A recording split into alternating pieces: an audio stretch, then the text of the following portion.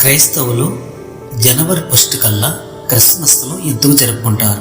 ప్రపంచమంతా మారుమోగేలా ఎన్నో వేడుకలు చేసుకుంటారు. కొంతమంది సంబరాలు చేసుకుంటారు. కొంతమంది యేసు ప్రభు పుట్టాడని అదే జనవరి 1న వారు క్రిస్మస్ వేడుకలు చేసుకుంటారు. అసలు యేసు ప్రభు జనవరిలో పుట్టాడని ఏ పాస్టర్లు గాని ఏ బైబిల్ జ్ఞానులు గాని ఎవరికి కూడా తెలియదు. నిజానికి చెప్పాలంటే బైబిల్లో కూడా అంత నిర్ధారణ లేదు. కొంతమంది బైబిల్ జ్ఞానులు బైబిల్లో కొన్ని ప్రవచనాలు చదివి కొంత నిర్ధారణ చేసి జనవరిలో యేసు పుట్టాడని బైబిల్ పండితులు చెప్పడం జరిగింది. అసలు నిజానికి చెప్పాలంటే క్రైస్తవులు 7వ నెలలో క్రిస్మస్ జరుపుకోవాలి. ఎందుకంటే దేవుడు 6 రోజులు కూడా సృష్టిని చేసి 7వ దినమున ఆయన విశ్రాంతి తీసుకునేను. అలాగే యేసు ప్రభు కూడా 7 నక్షత్రములు 7 ఆత్మలు కలిగి ఉన్నాడు. 7 సంఖ్య అనేది దేవునికి ఎంతో ప్రాముఖ్యమైనది. మరి జనవరిలోనే దేవుడు ఈ పండగను దేవుడు ఎందుకు పెట్టాడో, క్రిస్మస్ జనవరిలోనే ఎందుకు చేసుకుంటారో మనం ప్రవచనాలు చదివి తెలుసుకుందాం. యాకోబు సంతానమైన ఇశ్రాయేలు ప్రజలు వారు ఐగుప్తులో బానిసగా ఉన్నప్పుడు దేవుడు వాళ్లను బానిస నుండి విడిపించి బయటికి తీసుకురావటం జరిగింది. వారిని తీసుకొచ్చిన తర్వాత దేవుడు వారికి ఒక నిబంధన ఇవ్వటం జరిగింది. దేవుడు వారికి ఏ నిబంధన ఇచ్చాడో మనం బైబిల్ గ్రంథాలు చదువుకుంటే నిర్గమకాండము 12:2 నెలలో ఈ నెల మీకు మొదటిది, ఇది సంవత్సరమునకు మొదటి నెల.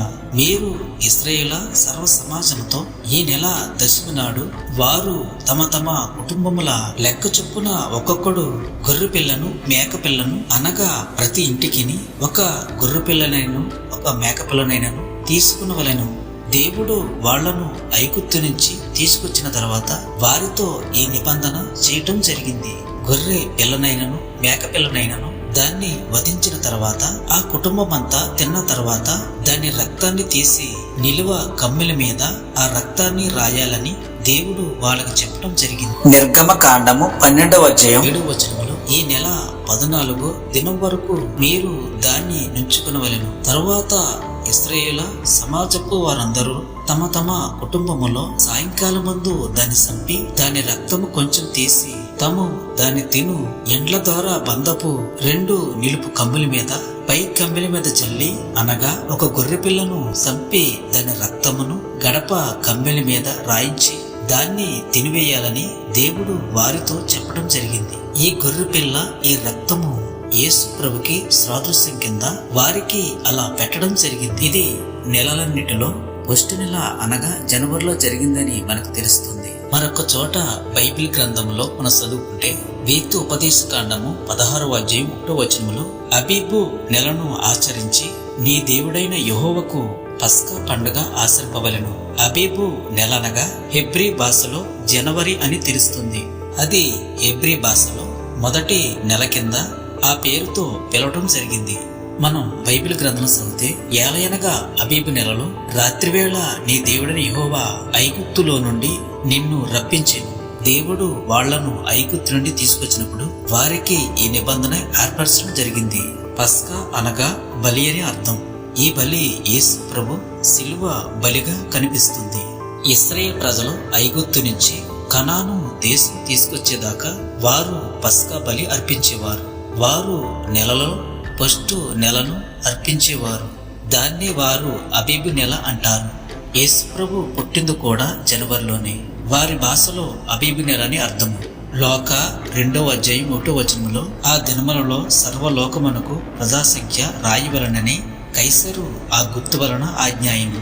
అది గురేనియా సిరియా దేశమునకు అధిపతి అయి ఉన్నప్పుడు జరిగిన మొదటి సంఖ్య. ఈ సంఖ్య మనకి అర్థమిస్తుంది యేసు ప్రభు ఇప్పుడు పుట్టాడన్నది. ఈ సంఖ్య క్రీస్తు పూర్వం క్రీస్తు ఇక్కడి నుంచే ప్రపంచమంతా సంఖ్య మొదలైంది. జనవరి మొదటి నెల మొదటి సంవత్సరం. ఈ ఒక్క సంఖ్య క్రీస్తు గురించే రాయబడింది. ఈ సంఖ్య బైబిల్లో మాత్రమే కనిపిస్తుంది. ఈ సంఖ్య కాడించే విభాగింపబడింది క్రీస్తు పూర్వం క్రీస్తు శకమని. మనం అసలు కథలోకి వెళితే ఏసేపు మరియు వారు ఆ సంఖ్యలో చేరుటకు దావీదు పట్టణముకు వెళ్ళగా అక్కడ మరియాకు ప్రసవ దినములు మొదలవడం జరిగింది.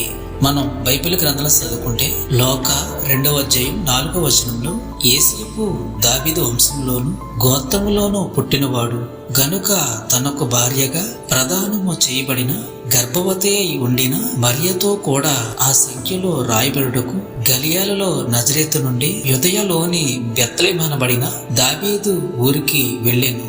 వారక్కడ ఉన్నప్పుడు ఆమె ప్రసవ దినములు నిండెను గనుక తన తొలుచూలు కుమారుని కని యేసేపు మరియ కూడా ఆ సంఖ్యలో చేరటానికి దావీదు పట్టణమునకు వెళ్ళెను.